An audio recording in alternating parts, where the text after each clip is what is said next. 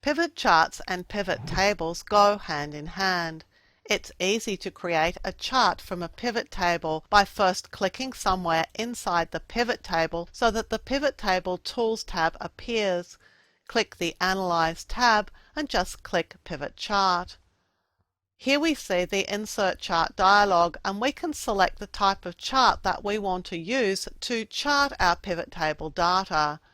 Typically, a bar chart or a column chart would be the best option, so I'm going to select this clustered column chart and click OK. And Excel has created a pivot chart for me. Now the pivot chart and the pivot table are linked to each other, so if we make changes to the pivot table, then the chart is going to change too.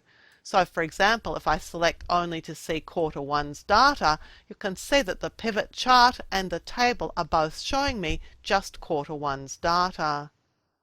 If I have the chart selected, you'll see that there is a Pivot Chart Tools tab with Analyze, Design and Format options. We can use Design and Format to give our chart a different look.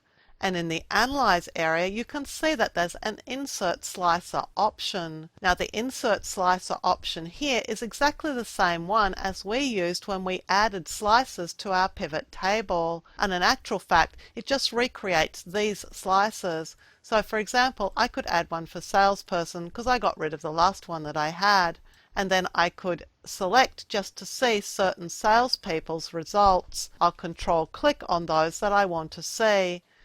But these slices are the same as the ones that we added using the pivot table options, and the slices control both the chart and the table, so don't be misled into thinking that these are a separate set of slices because they're not.